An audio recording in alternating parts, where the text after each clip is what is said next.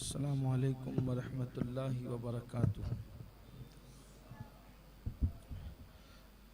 अल्हम्दुलिल्लाहि रब्बिल आलमीन वल आक़िबतु लिल मुत्तक़ीन वस्सलातु वस्सलामु अला सय्यिदिल अंबियाइ वल मुरसलीन व अला आलिहि व अस्हाबिहि त्वय्यिबीन अत्ताहिरीन अम्मा बअद फ़अऊज़ु बिल्लाहि मिनश शैतानिर रजीम बिस्मिल्लाहिर रहमानिर रहीम। या अय्युहल्लज़ीना आमनू ला तरफ़अू अस्वातकुम फ़ौक़ सौतिन नबी वला तजहरू लहू बिलक़ौलि कजहरि बादिकुम लिबादिन अन तहबता अमालुकुम व अंतुम ला तशऊरून। सदक़ल्लाहुल अज़ीम। गौसे आज़म बमने बेसरो सामा मददे क़िबले दी मददे काबे ईमा मददे इंतज़ारे करमे तुस्त मने आईनी रा ऐ खुदा जुओ खुदा बीनो खुदा दा मददे बगिरदा बेबला उफ्तादा कश्ती ज़ईफ़ानो शिकस्ता रात पुश्ती बहक़्क़े ख़ाजे उस्माने हारून मदद कुन मदद कुन मदद कुन या मोइनुद्दीन चिश्ती। अस्सलातु वस्सलामु अलैका या रसूल अल्लाह, अस्सलातु वस्सलामु अलैका या नबी अल्लाह, अस्सलातु वस्सलामु अलैका या हबीब अल्लाह व अला आलिका व अस्हाबिका या नूर अल्लाह सल्लल्लाहु तआला अलैहि वसल्लम।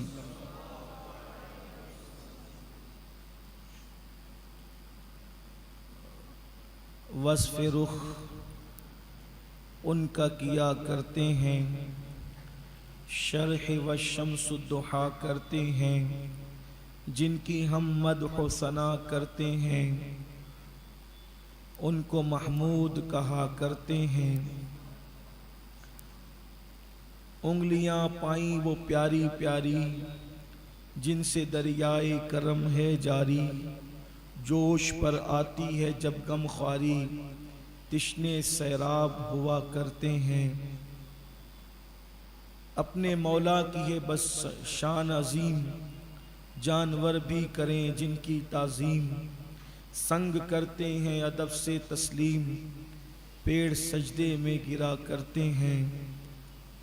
तू है खुर्शीद रिसालत प्यारे, छुप गए तेरी ज़िया में तारे, अंबिया और हैं सब माह पारे, तुझसे ही नूर लिया करते हैं।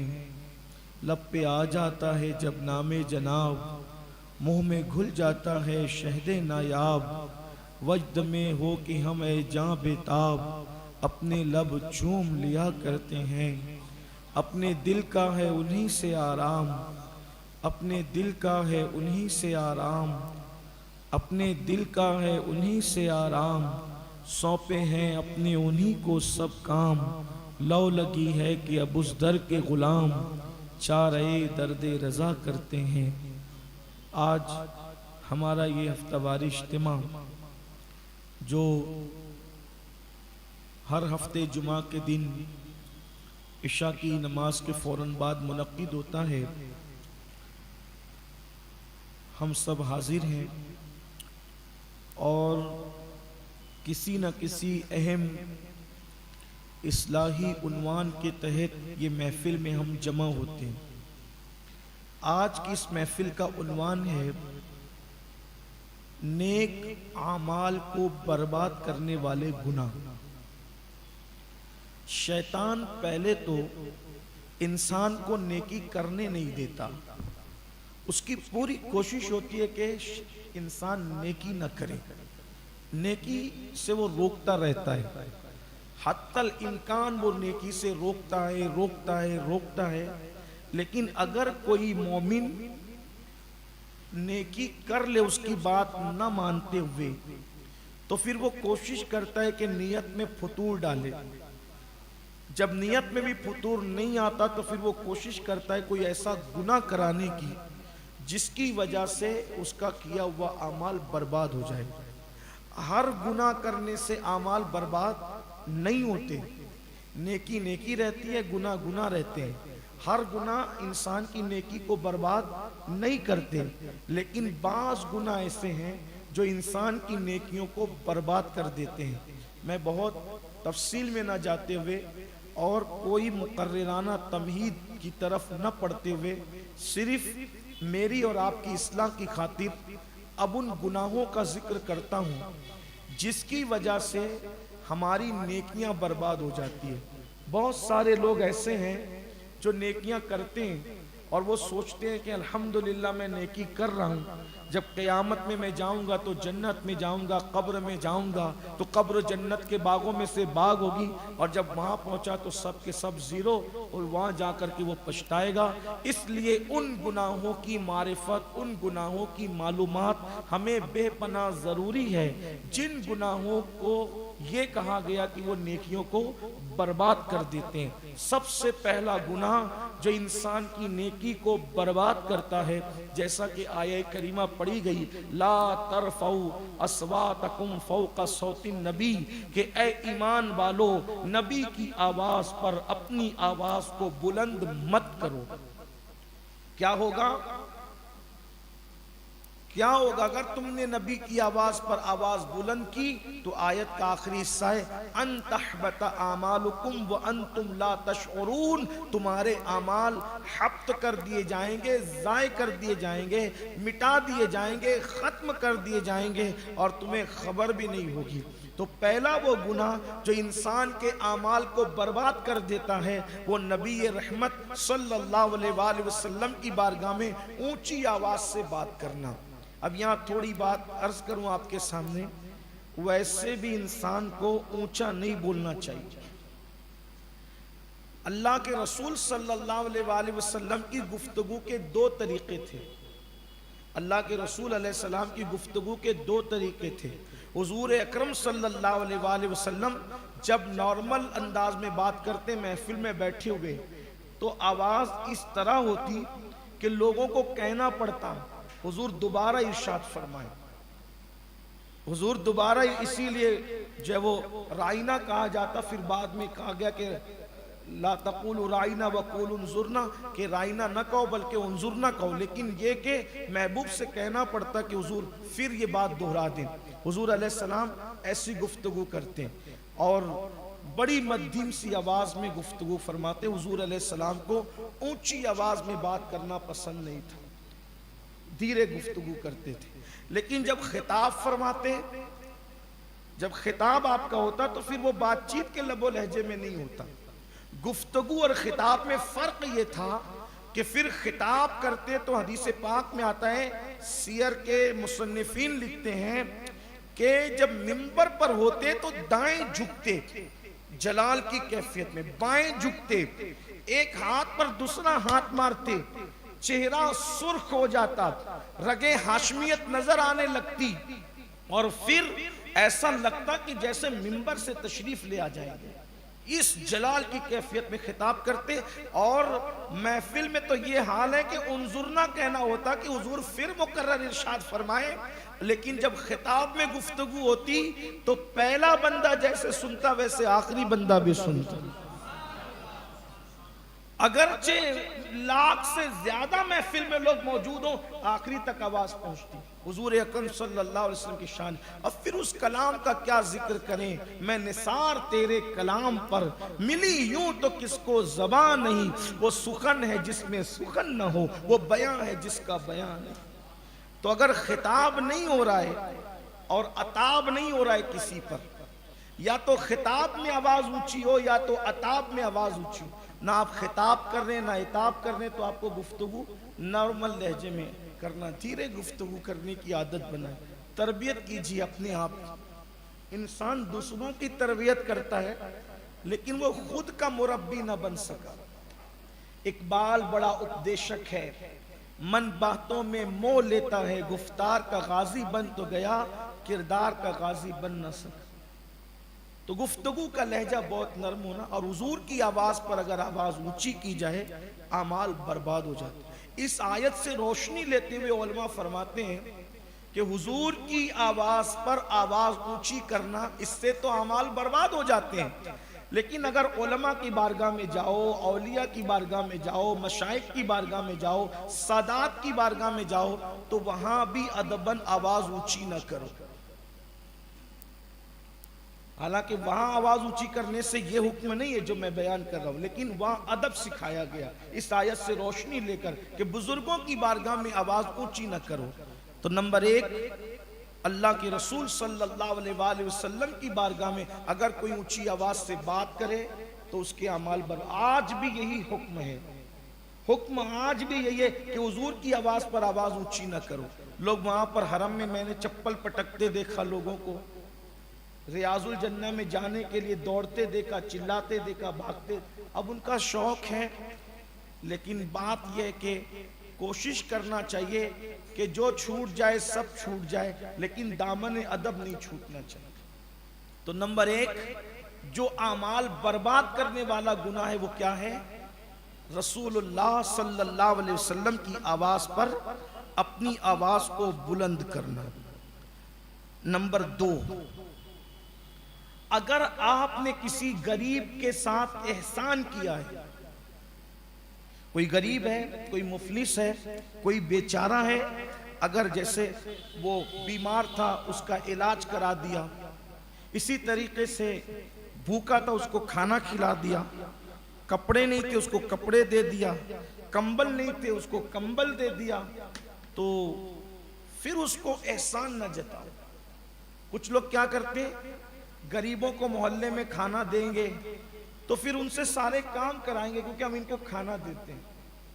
किसी को कुछ देंगे तो उससे पूरा पूरा वसूल करेंगे, और अगर वो ना करे तो कहेंगे देखा इसकी औकात क्या, हमने तो इसकी मदद की है। तो हदीस पाक में आता है कि जो शख्स किसी को देकर एहसान जताता है उसकी भी जिंदगी के अमाल बर्बाद हो जाते हैं। कभी ऐसा होता है ना कि हमने किसी को आगे बढ़ा दिया, तरक्की दिलवा दी, कुछ कर दिया, कुछ कर दिया। अगर इजहारे नेमत के लिए तो बात अलग है, इजहारे नेमत के लिए, तहदीस नेमत के लिए तो बात अलग है। लेकिन लोग ये भी कहते हैं, बात तहदीस नेमत की करते हैं लेकिन वही होता है, एहसान जताना ही होता है। इल्ला माशाल्लाह, नियतों को अल्लाह जानता है। उस्ताद कहता है कि मैंने इसको पढ़ाया, मालदार लोग कहते हैं हमने तो इनको सदका दिया, खैरात दिया, आगे बढ़ाया।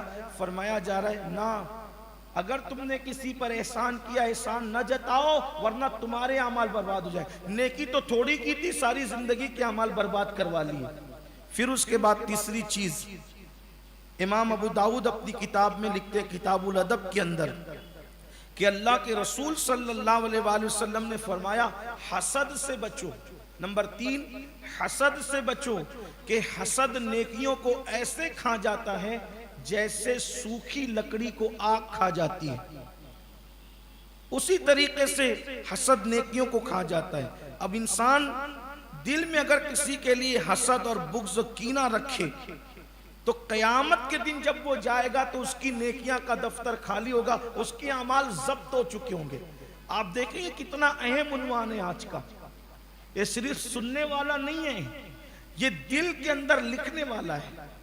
ये सिर्फ मोबाइल में कैद करने वाला नहीं है, ये दिलों के अंदर जगह देने वाला है। बेशुमार तहज्जुद गुजार, बेशुमार इशराक गुजार, बेशुमार चाश्त गुजार, बेशुमार कुरान के कारी, बेशुमार कुरान के ताली, बेशुमार अहले इल्म, बेशुमार अहले इबादत, बेशुमार सजदा करने वाले, इसीलिए उनके अमाल बर्बाद हो रहे हैं कि वो लोगों से हसद करते हैं, लोगों से बुग़्ज़ रखते हैं। अब किसी के लिए दिल में हसद है, इसकी पहचान क्या है कि मेरे दिल में हसद किसके लिए? जब भी उसको कोई खुशी या इज्जत मिले तो अपने को अंदर से चुभन हो, समझ जाओ कि उसके लिए मेरे दिल में हसद। उसका तो कुछ नहीं बिगड़ रहा है, जिससे आप हसद करते हैं, बुग़्ज़ रखते हैं, जैसे उसने अच्छा कपड़ा देख के आया, आपको अच्छा नहीं लग रहा है, हसद है, बुग़्ज़ है। उसको इज्जत मिली, आपको अच्छा नहीं लग रहा है, हसद है, बुग़्ज़ है। उसकी कोई तारीफ कर रहा है, आपको अच्छा नहीं लग रहा है, हसद है, बुग़्ज़ है। आपके अमाल बर्बाद हो रहे हैं। अच्छा, एक आदमी से हसद हो तो जिंदगी के अमाल बर्बाद हो रहे हैं, आप तो सारी दुनिया से हसद की आग लेकर के बैठे हैं, आपको किसी का कुछ अच्छा ही नहीं लगता है। और ये हसद और बुग़्ज़ जो है ये पाखाने और पेशाब की गंदगी से भी नापाक गंदगी है। अब बताएं, अगर कुर्सी पर पाखाना हो तो आप मुझे बैठने न दें, और जिसके दिल में बुग़्ज़ और हसद का पाखाना हो, अल्लाह उस दिल में नबी का नूर कैसे रखेगा?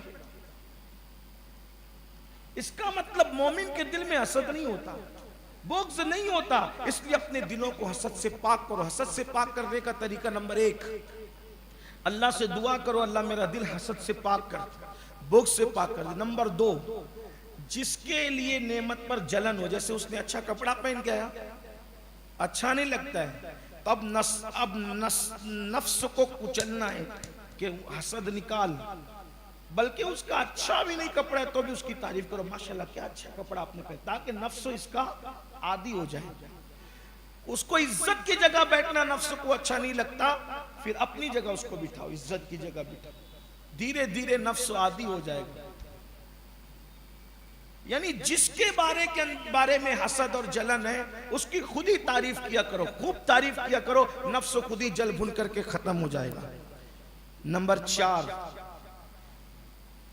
ये बहुत खास बात, खास तो सभी है, लेकिन ये लर्जा देने वाली रिवायत है कि किसी पाक दामन पर जिना की तोहमत लगाने से भी आमाल बर्बाद हो जाते हैं।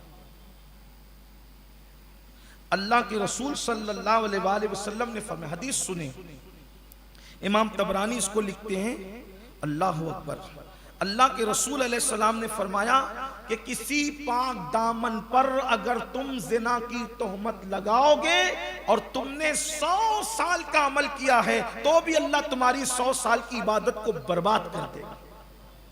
आज हमारे समाज में क्या है, इसका उससे चक्कर चल रहा है, उससे आपके पास सबूत क्या है? फलानी का फलानी के साथ है, आपके पास सबूत क्या है? हमारे पास सबूत क्या है? किसी पर किसी के हवाले से ये बात करना कि उसने बदकारी की है, कब आप कह सकते हैं कि उसने बदकारी की है?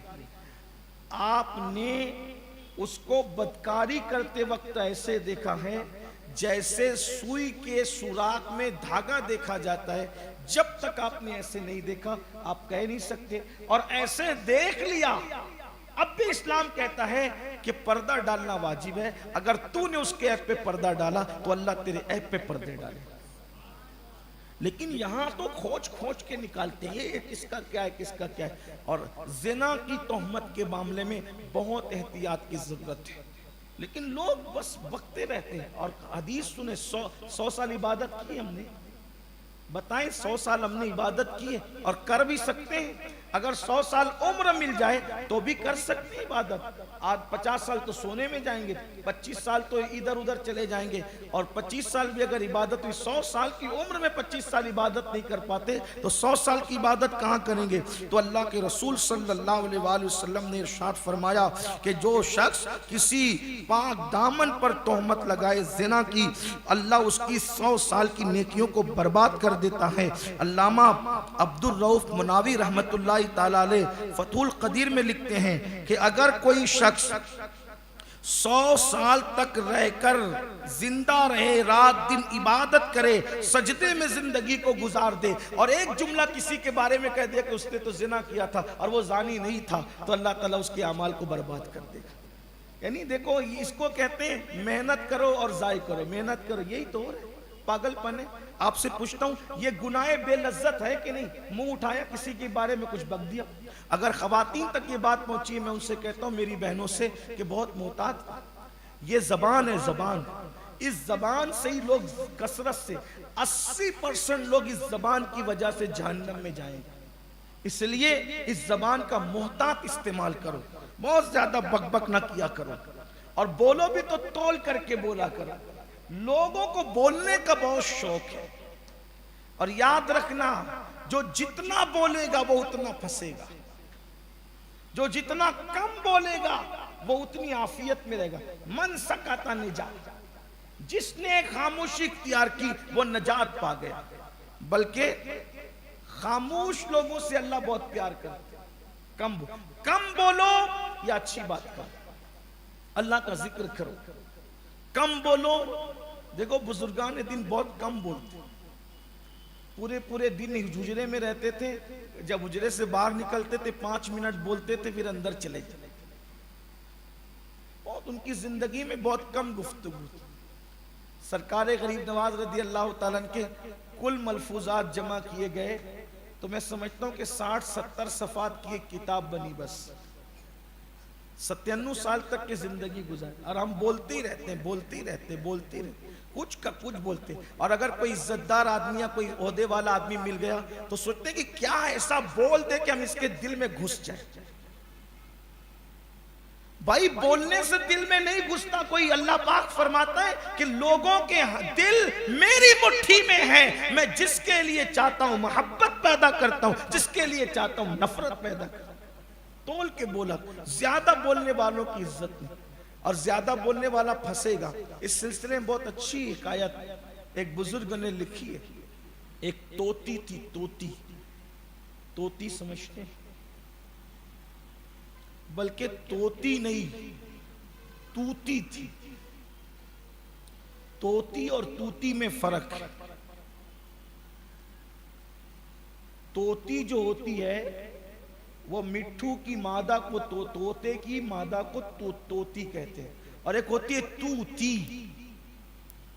जब तूत का मौसम होता है ना, ये फल है तूत, उसका मौसम होता है तो ये बोलती है, और बोलती है तो बहुत खूबसूरत लगता है जब बोलती, और जंगल में बोलती है तो और अच्छा लगता है।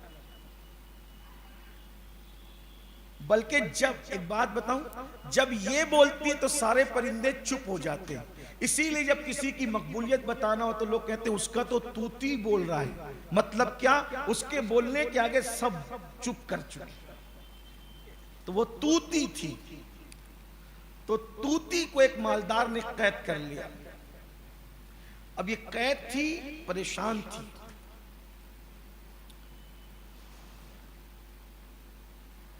कैद थी, परेशान थी। ऐसे परेशानी के आलम में इसका जो मालिक था वो सफर पे रवाना हुआ उस इलाके की तरफ जहां बहुत सी तूतियां रहती थी।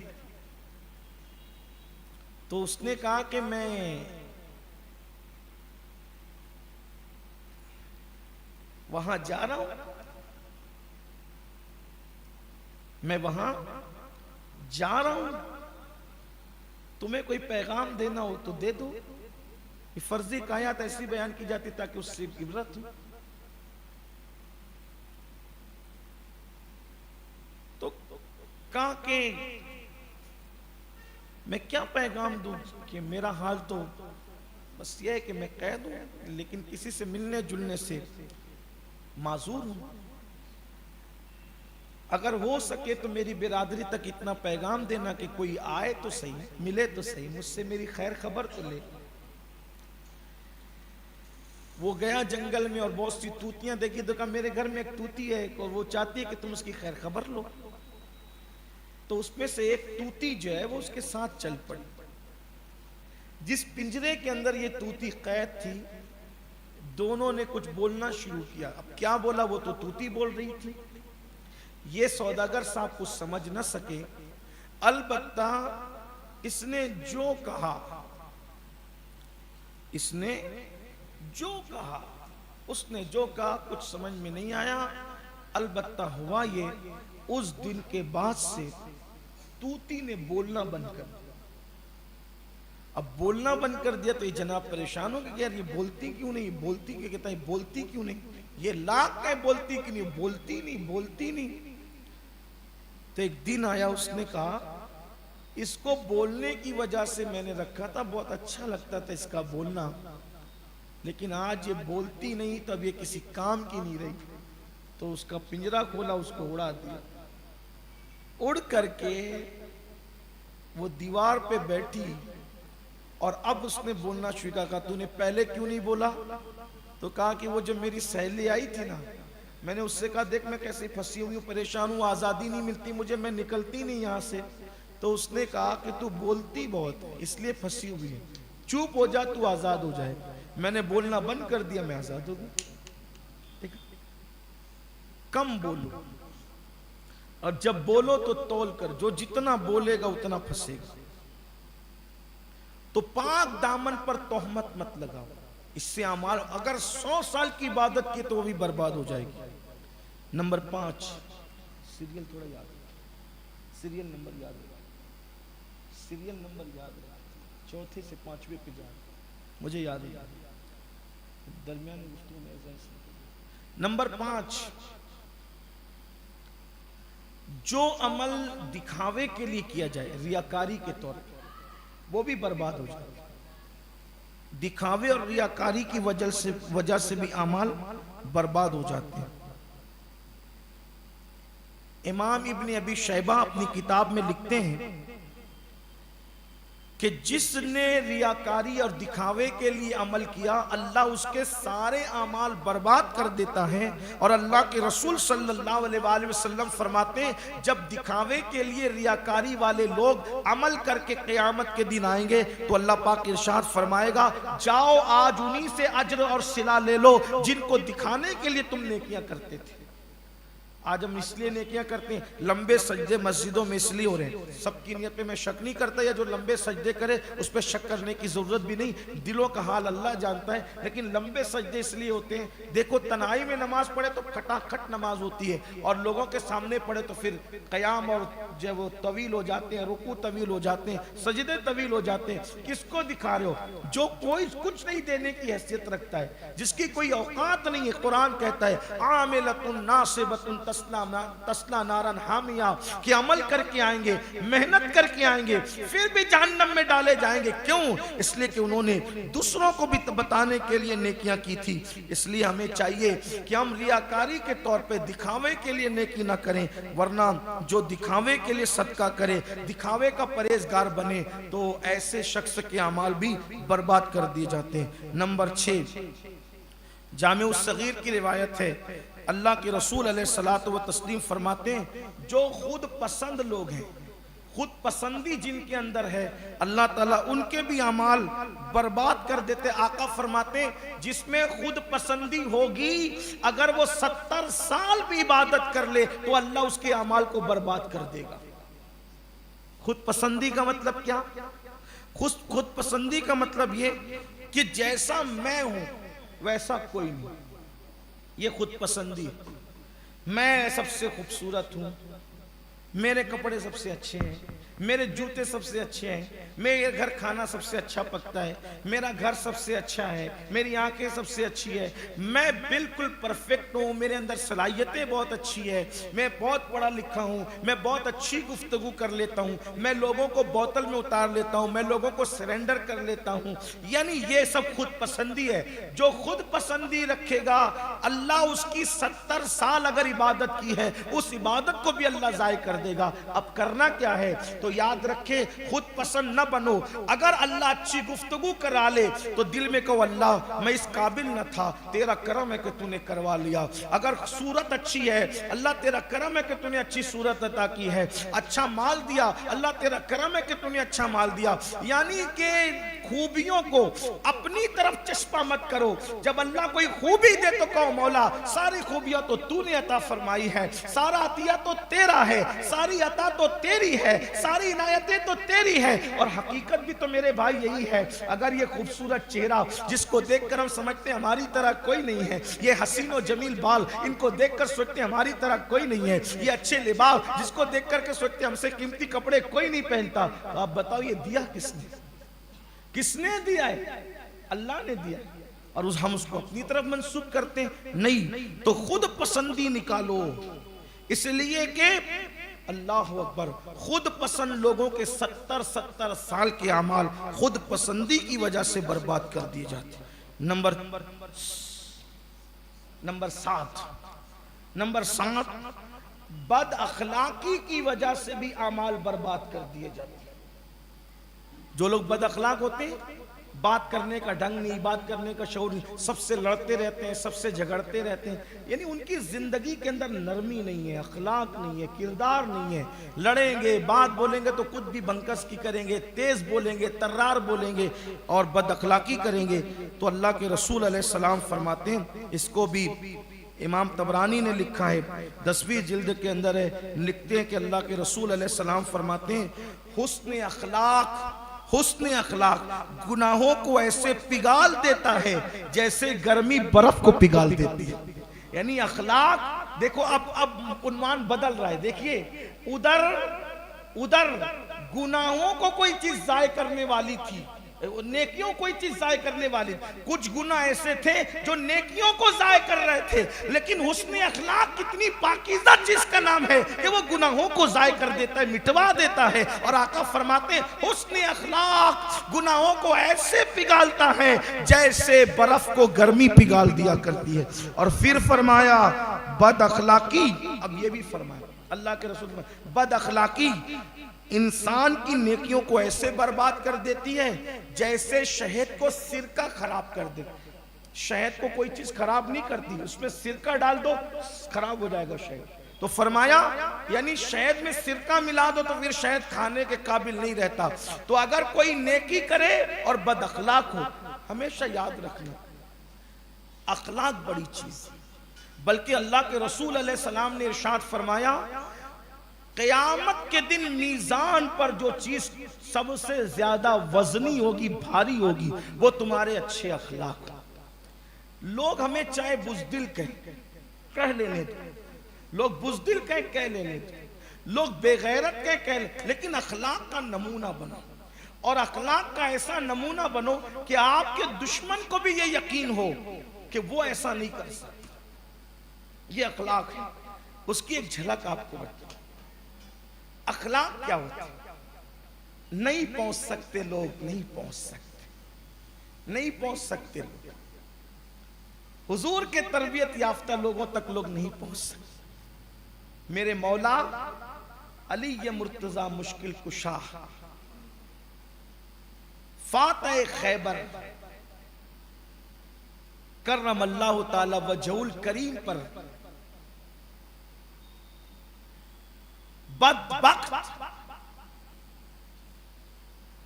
लानती अब्दुर्रहमान इब्ने मुलजिम ने हमला किया। ये सबको पता है। जब मौला के सर पर उसने हमला किया तो सर कटते हुए जख्म हलक तक पहुंचा।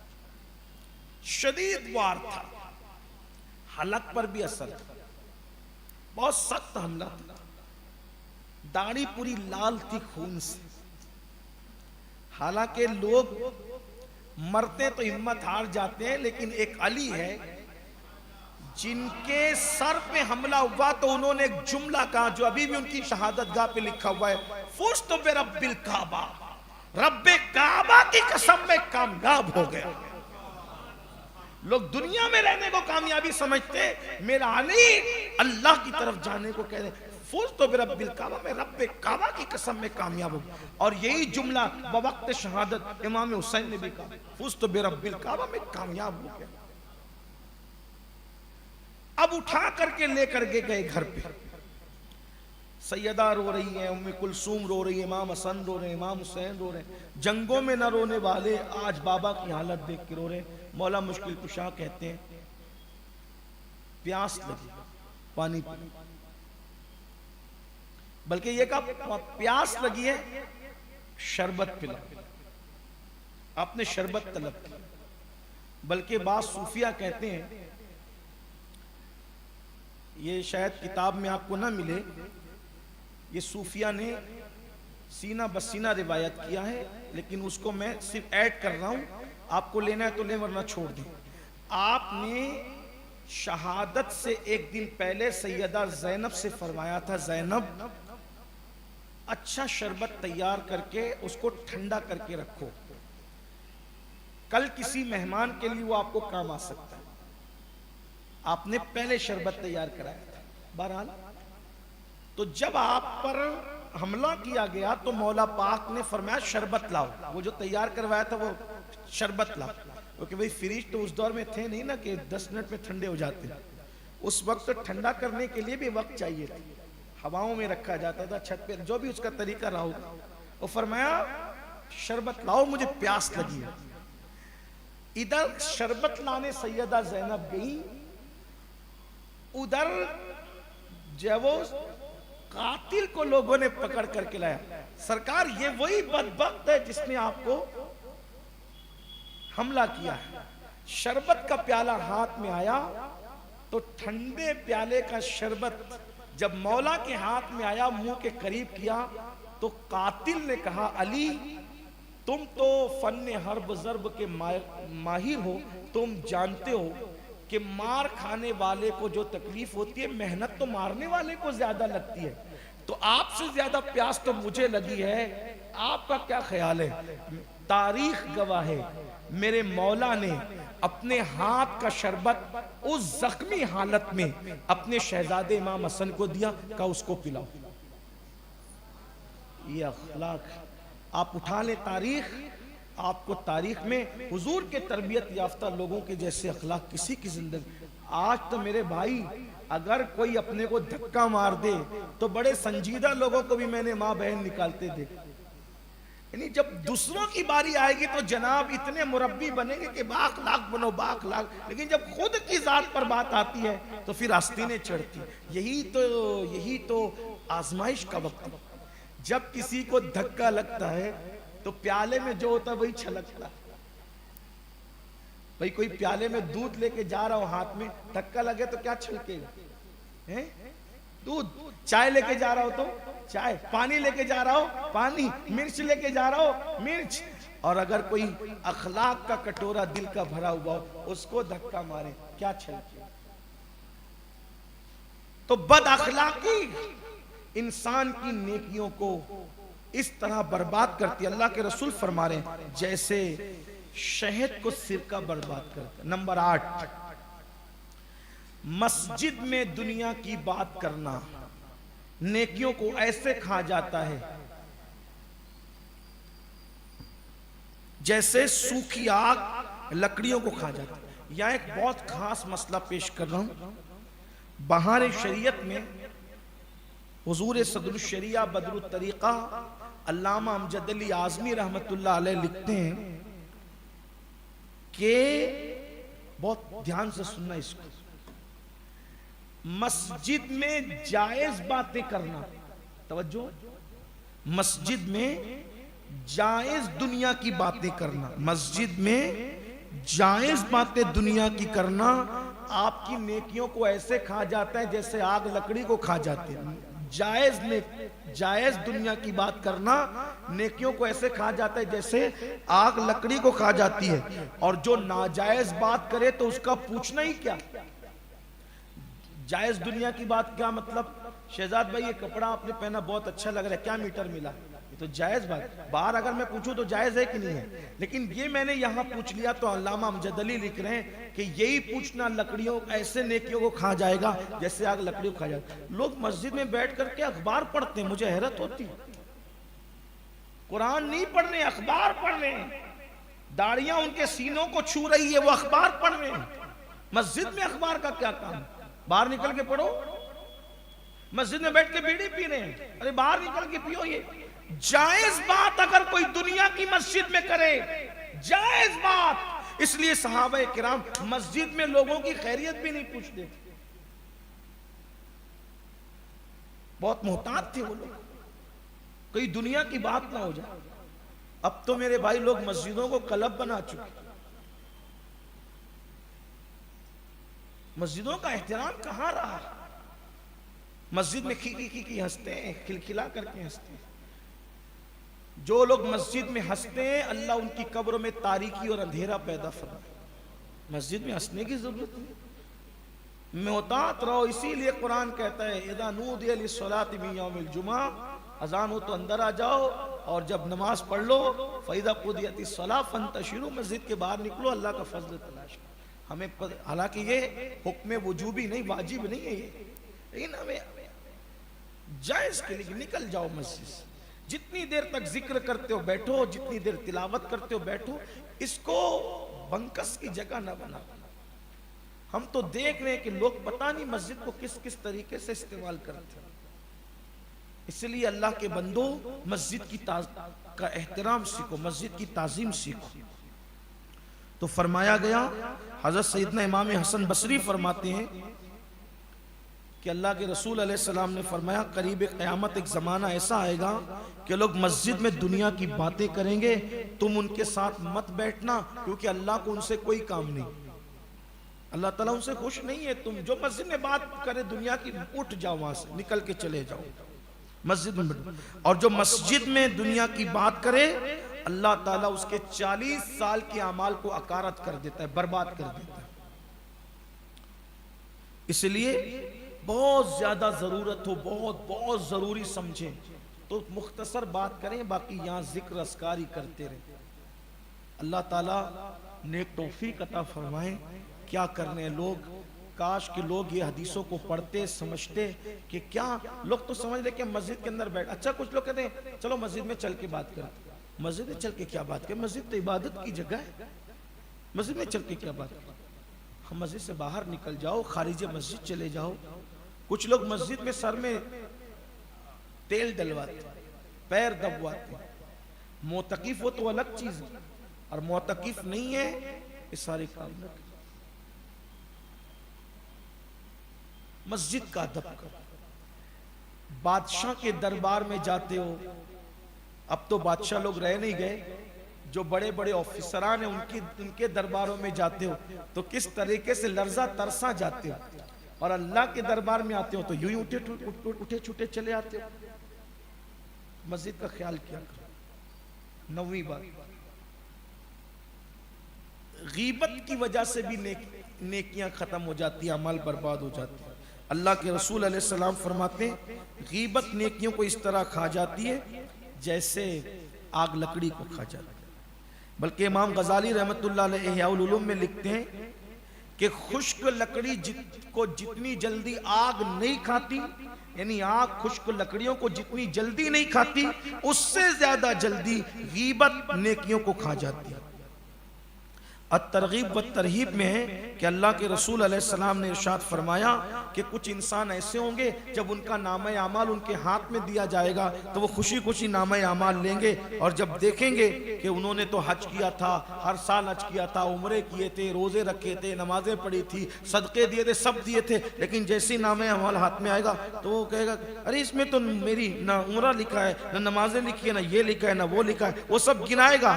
अल्लाह फरमाएगा तू लोगों के पास बैठ करके जो गीबतें करता था वो तेरी सारी नेकी उनके नामे अमाल में डाल दी गई, और उनके गुनाह तेरे नामे अमाल में डाल दिए गए, और तेरी सारी नेकी मिटा दी गई। देखिए कितना हसरत होगी लोगों को। अल्लाह ताला लोगों के हाल पे रहम फरमाए।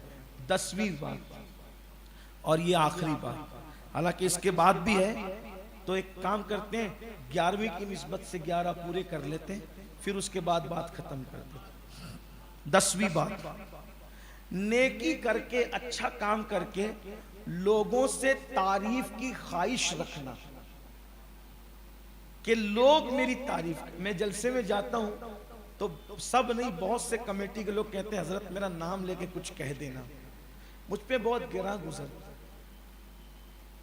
जब आपने अल्लाह के लिए किया तो फिर अल्लाह के, देखिए जो काम अल्लाह के लिए किया जाता है ना उसका सिला नहीं मांगा जाता। तारीफ की ख्वाहिश, अरे लोग 2 जुमले कहेंगे तो अपना कौन सा वजन बढ़ जाएगा, कौन सा खून बढ़ जाए। हाँ, अगर अल्लाह किसी के दिल में बात डाल दे तारीफ की और लोग तारीफ करें फिर ये मिन जानिबिल्लाह है, मगर फिर उस पे हमें खुश नहीं होना, गर्दन झुका के कहना अल्लाह ये भी तेरा करम है। अच्छा काम करके जो तारीफ की ख्वाहिश रखते हैं अल्लाह तबारक व तआला उनकी नेकियां भी जाय कर देता है। एक बात बताऊं आपको, बहुत प्यारी सी बात, जो काम अल्लाह के लिए उसके बदले में तारीफ भी नहीं चाहिए, शुक्रिया भी नहीं चाहिए, लोगों का जज़ाकल्लाह कहना भी नहीं चाहिए, अल्लाह काफी, अल्लाह काफी। हजरत सैयदना जुनैद बगदादी रदी अल्लाह ताला अन्हु से किसी ने पूछा, खुलूस आप बहुत मुखलिस है, तवज्जो आपकी, आप बहुत मुखलिस है, आपने खुलूस किस बुजुर्ग से सीखा, आपने इखलास, आपने फरमाया लोगों को कहूं तो यकीन नहीं आएगा, मैंने खुलूस किसी बुजुर्ग से नहीं सीखा, मैंने खुलूस एक हजाम से सीखा, हजाम से खुलूस। यही बात है, जिन्हें नहीं सीखना है वो तो उस्तादों से भी नहीं सीखते, और जिन्हें सीखना है तो फिर वो जानवरों से भी कुछ सीख लेते।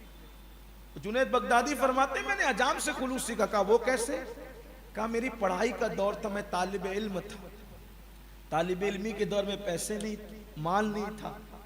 उस्ताद ने कहा जुनैद बाल बढ़ गए, कहीं ऐसा ना हो कि इतने बढ़ जाएं कि हद से तजावुज कर जाए, इससे पहले कि हद से बढ़ जाएं जाइए बाल कटाई। सोचा अगर कहूंगा पैसे नहीं है तो उस्ताद दे देंगे, मांगना नहीं था किसी से, एहसान नहीं लेना था किसी का। हजाम के पास, हजाम लोगों के बाल काट रहा था। मैंने कहा ओ हजाम अल्लाह के लिए मेरे बाल काट। हजाम को क्या कहा? अल्लाह के लिए मेरे बाल काट दे। हजाम ने सारे कस्टमर लोगों को कहा उठो किनारे बैठो, आज मेरे पास वाकई कस्टमर आया है, ग्राहक आया है। सब जाओ उधर, इसलिए कि इससे महंगा ग्राहक मेरा कोई नहीं हो सकता, क्योंकि तुम दिरहम दिनार दोगे और ये क्या कह रहा है बाल किसके लिए काटो? अल्लाह के लिए। अल्लाह के लिए तो जान भी दे दे तो सस्ती है। तो मुझे पहले मेरे बाल काट दिए, मैं चला गया। अब गया तो मैं बड़ा होता गया, बड़ा होता गया, और एक दिन वो आया कि जुनैद क्या कहलाए? सैयदुत ताइफा, इमामुत ताइफा, ताउसुल औलिया, इमामुल औलिया। बड़े बुजुर्ग जुनैद बगदादी, बड़े अजीम बुजुर्ग। ताउसुल उलमा उनका लक़ब था, सैयदुत ताइफा उनका लक़ब था। 7 साल की उम्र में मीर अब्दुल वाहिद बिलगिरामी रहमतुल्लाह अलैह फरमाते 7 साल की उम्र में मकाम इज्तिहाद पर फाइज हो गए थे जुनैद बगदादी। ये उलमा जानते इज्तिहाद किसे कहते हैं। अभी तो तकरीबन मैं समझता हूं कि 800,000 साल से कोई मुज्तहिद ही पैदा नहीं हुआ उम्मत। मुज्तहिदीन मुतलक का वजूद ने इमाम अहले सुन्नत ने फतावा रज़विया शरीफ में लिखा। अब कोई मुज्तहिद नहीं उम्मत में। आप गौर फरमाएं, उलमा हैं, मुफस्सिरीन हैं, मुज्तहिद खत्म हो गए, और इज्तिहाद की मंजिल पर सैयदुत ताइफा जुनैद बगदादी 7 साल की उम्र में फाइज हो गए। ये इल्मी मकाम है। और रूहानियत में जो मकाम है वो ये कि सरकार गौसे आजम के मुर्शिदों के मुर्शिद है हजरत जुनैद बगदादी। जिन जुन्द हक में गिन जुनैद बासफा, जुन्द हक में गिन जुनैद बासफा के वास्ते मेरे इमाम ने लिखा। तो फरमाते हैं कि फिर मेरी शोहरत का चर्चा हुआ, मानने जानने वाले बड़े, और फिर दौलत की फरावानी भी हुई। जब दौलत की बहुत फरावानी हो गई और कुशादगी हो गई तो मुझे वो हजाम याद आया। तवज्जो करो, हजाम याद आया। मैंने सोचा बचपने में मैंने उससे मुफ्त में बाल बनवाए थे और उसने कहने पे बाल बना दिया था सबको पीछे करके, आज उसका एहसान चुका दे। गए बैठे तो हजाम भी बूढ़ा हो चुका था। फरमाया मुझे पहचाना? का नहीं पहचान। का एक दिन एक बच्चा आपके यहाँ बाल बनाने आया था और उसने कहा था कि अल्लाह के लिए बाल बना दे, तो आपने सबको पीछे करके मुझे आगे किया था और मेरे बाल बनाए थे। वो बच्चा मैं ही था। अच्छा वही थे आप? और आज मैं जुनैद बगदादी। सुभान अल्लाह। तो मैं तुम्हें देने आया हूं, कुछ रकम ले लो। बोलो क्या दूं? हजाम कहता है जुनैद आप तो बहुत बड़े बुजुर्ग हो, लेकिन क्या आप ये नहीं जानते कि जो काम अल्लाह के लिए किया जाता है उसका सिला नहीं लिया जाता। जब आपने मुझसे कह दिया था कि अल्लाह के लिए बाल काट दे, मैंने तो बाल अल्लाह के लिए काटे थे, और जब वो बाल अल्लाह के लिए काटे थे तो अब मैंने सिला जुनैद से क्या लेना? मैंने सिला तो अल्लाह से लेना। तो फरमाया हदीस पाक में आता है कि जो शख्स नेकी करके अच्छा काम करके तारीफ के लोग मेरी तारीफ करें ख्वाहिश। आजकल देखो चंदा वहीं ज्यादा दिया जाता है जहां बड़े बड़े फोटो छप, चंदा वहीं दिया जाता है जहां वो शोहरत वगैरह वगैरह वगैरह। लोग उसी महफिल में जाते हैं जहां नाम लेकर इस्तिकबाल होता है। अच्छा नाम ना लिया जाए तो लोग नाराज हो जाते हैं, हमारा तो नाम ही नहीं लिया। शादी के कार्ड में अगर चचा ताया का नाम ना आए तो लोग शादी में शरीक ही होते, मेरा नाम कार्ड में नहीं था। ओ तेरा नाम अब लिखा जाएगा कब्र के कतबे पर, तू किस खुशी में मुब्तला है? लोगों को नाम की कितनी पड़ी। मरने के बाद सबसे पहले जो चीज जाएगी वो नाम ही होगा, और आदमी नाम के लिए मर रहा है। अमाल बर्बाद होते हैं, अमाल अमाल बुजुर्गान दिन तो छुपा करते थे। वो जब दाऊद अलैहिस्सलाम एक जवान थे, अभी बहसियत पैगंबर आपका तारुफ नहीं था, तो जब तालूत ने ऐलान किया कि जो जालूत का सर काट करके लाएगा मैं अपनी बेटी का निकाह उसके साथ कर दूंगा और उसको बादशाह बना दूंगा। हजरत दाऊद ने काटा लेकिन लेकर नहीं। क्या मुखलिस वो लोग थे। वो कहता था उसने काटा, वो कहता था उसने काटा, वो कहता था। मिलना क्या था, मिलना क्या था? तालूत जैसे की बेटी और बादशाह, और सर काट करके क्या करें? जालूत का मैंने नहीं, उसने काटा, उसने काटा, उसने। बिलाखिर किसी ने नहीं काटा, तो काटा किसने? तो देखने वालों ने गवाही दी दाऊद ने काटा।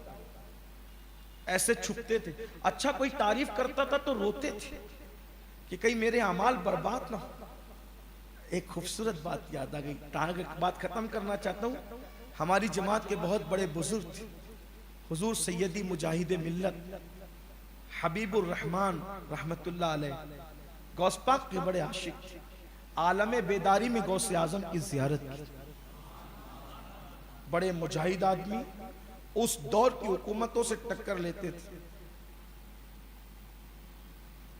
बहुत मुजाहिद आदमी, इसीलिए मुजाहिद मिल्लत कहते थे।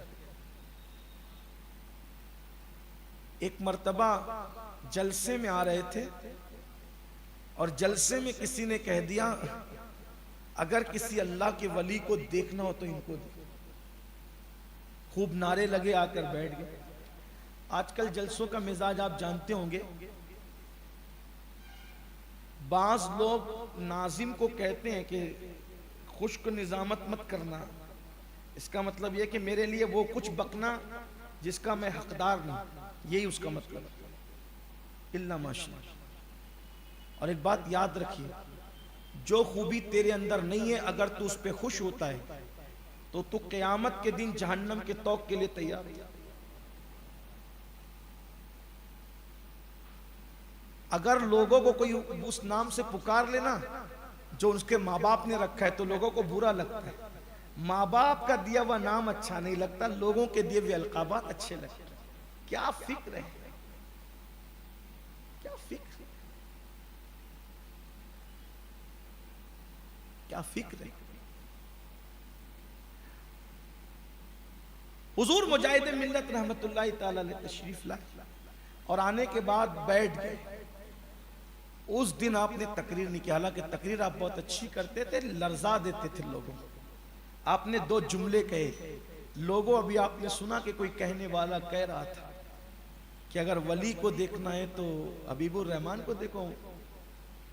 जब कल क़यामत के दिन मेरे गुनाहों की वजह से अल्लाह मुझे जहन्नम में डालेगा तो मैं इतना कह दूंगा, लोग मेरे लिए जो गुमान करते थे कम से कम उस गुमान की लाज रख के मुझे जहन्नम से बचा। और हमारी जमात के बहुत बड़े आलिम थे, हजरत मौलाना बदरुद्दीन रहमतुल्लाह अलैह बद्र मिल्लत।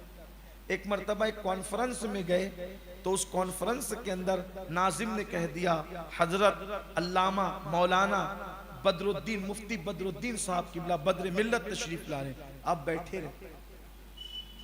देखो कितने बेनफ्स लोग थे, बैठे रहे। अब माइक पर नाम लगा दिया गया, नारा लग गया, कोई आ ही नहीं रहा है। अब वो बड़े बड़े आलिम थे, बहुत बड़े, हुजूर मुफ्ती आजम के अजिल्ला खुलफा में से, हाफिज मिल्लत के सफ़े अव्वल के शागिर्दों में से थे, मायानाज शागिर्दों में से थे। बैठे रहे। किसी ने कहा हुजूर आप, तो कहा मैं अल्लामा जो अल्लामा बदरुद्दीन होगा वो तकरीर करेगा, मैं अल्लामा थोड़ी हूँ। जो मुफ्ती बदरुद्दीन होगा वो तकरीर करेगा, मैं मुफ्ती थोड़ी हूँ, मैं तो सिर्फ बदरुद्दीन हूँ। और हुजूर माफ कीजिएगा, नहीं ऐसे नहीं, खड़े होके पहले बोलो कि बदरुद्दीन अल्लामा नहीं है, बदरुद्दीन मौलाना नहीं है, बदरुद्दीन मुफ्ती नहीं है, तब मैं तकरीर करूँ। ये हाल था हुजूर।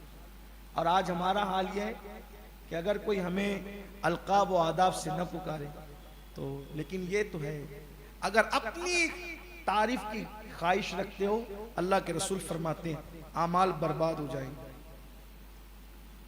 11 नंबर, 11वीं चीज, अगर कोई नजूमी और जादूगर के पास जाता है तो भी उसके अमाल बर्बाद हो जाते हैं।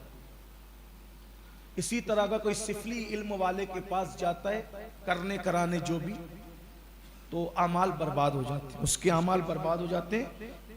इसी तरह ये जो रोड पे बैठे होते हैं ना, वो तोता ले करके वो चिट्ठी निकालता है, फिर वो हाथ बताते हैं, हाथ देख कर कहते हैं कि आपकी इतनी बीवी होगी और इतने बच्चे होंगे और ये होगा और ये होगा, नहीं हाथ देखते हैं। इमाम अहले सुन्नत फतावा रज़विया शरीफ में लिखते हैं, फतावा रज़विया शरीफ जिल्द 21 में सफ़ा नंबर 155 पर, मैं उसको मिन बयान कर रहा हूँ, मैं उसको लाया हूँ साथ में, कि जो ज्योतिषियों को, काहिनों को हाथ दिखाकर तकदीर का बुरा भला दरियाफ्त करते हैं, अगर ये बतौर एतिकाद ऐसा करते हैं कि जो ये नजूमी बताएगा वो हक है, तो ये खालिस कुफ्र है, कुफ्र।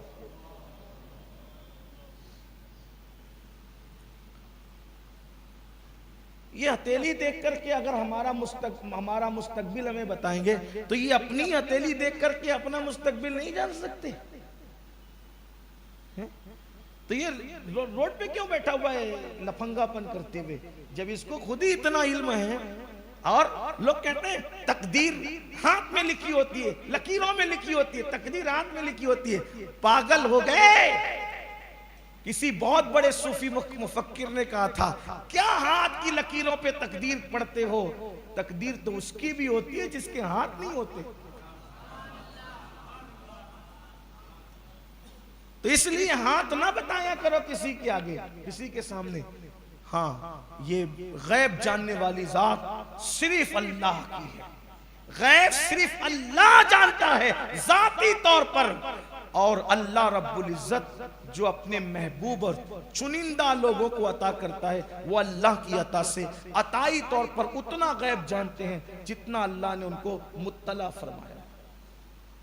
बाकी जाती तौर पर इल्म किसी के पास नहीं, सबके पास जो है वो भी अल्लाह के मकबूल और महबूब बंदों के पास अता किया जाता है इल्म गैब। ऐसे फटीचरों के पास जिनको खुद कपड़े पहनने का शऊर नहीं, वो क्या बताएंगे? तो ये 11 चीजें मैंने आपके सामने पेश की। अब उसको मैं एक तकरार कर देता हूं, एक जुमले के अंदर आप उसको सुन लें, उसके बाद गुफ्तगू पूरी होती है। रसूलुल्लाह सल्लल्लाहु अलैहि वसल्लम की बारगाह में आवाज़ बुलंद करने पर आमाल बर्बाद हो जाते हैं, एहसान करके एहसान जताने पर आमाल बर्बाद हो जाते हैं, हसद और बुग़्ज़ रखने पर आमाल बर्बाद हो जाते हैं, पाक दामन लोगों पर ज़िना की तोहमत लगाने से आमाल बर्बाद हो जाते हैं, दिखावे और रियाकारी के लिए अमल करने से आमाल बर्बाद हो जाते हैं, खुद पसंदी की वजह से आमाल बर्बाद हो जाते हैं, अगरचे 70 साल अमाल किए हो, बद अखलाकी की वजह से आमाल बर्बाद हो जाते हैं, मस्जिद में दुनिया की बात करने से आमाल बर्बाद हो जाते हैं, गीबत करने से आमाल बर्बाद हो जाते हैं, खुद की तारीफ की ख्वाहिश रखने से आमाल बर्बाद हो जाते हैं, नजूमियों के पास, जादूगरों के पास जाने से आमाल बर्बाद हो जाते हैं। सरे दस्त ये 11 गुना हमने गिनाए। अल्लाह ताला अमल की तौफीक दे और हम सबको इन जराइम से बचने की तौफीक अता फरमाए।